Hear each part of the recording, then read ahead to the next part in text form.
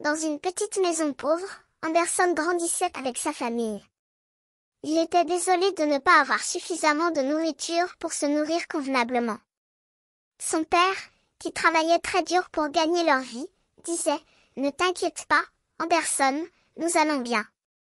Mais Anderson savait que cela ne suffisait pas, et il se sentait souvent triste et frustré. Malheureusement, Anderson ne pouvait pas aller à l'école, car sa famille n'avait pas les moyens de payer ses études. Les autres enfants jouaient dehors, tandis qu'il devait rester à la maison pour aider son père. Mais Anderson n'était pas démotivé. Il rêvait de devenir acteur, et il commença à apprendre les gestes et les expressions de ses héroïnes préférées.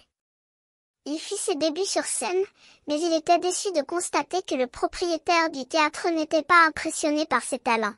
« Tu es trop mauvais pour jouer ici », lui dit-il. Anderson se sentit humilié et perdu. Il ne savait pas qu'il pourrait écrire ses propres histoires. Un jour, le roi décida de donner de l'argent pour aider les pauvres, et Anderson put enfin aller à l'école.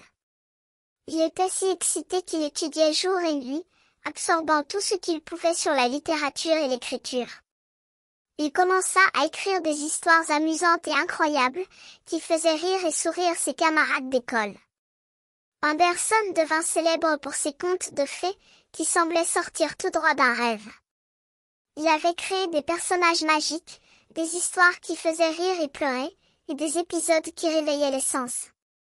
Il écrivit « Le vilain petit canard »,« La petite fille aux allumettes »,« La petite sirène » et « Le roi nu », qui devinrent des classiques de la littérature pour enfants. Un jour, Anderson vit des cygnes nager dans un étang, et il fut ému par l'image d'un bébé cygne qui pataugeait fort. Il se sentit reconnaître son propre enfance, pauvre et difficile, mais qui avait finalement abouti à quelque chose de magnifique. Il écrivit l'histoire de ce bébé cygne, qui devint un de ses contes de fées préférés. Anderson continua à écrire jour et nuit, créant des mondes imaginaires et des personnages qui vidaient la page. Il devint l'un des écrivains les plus célèbres de son temps, et ses histoires continuèrent à ravir les enfants et les adultes à travers le monde.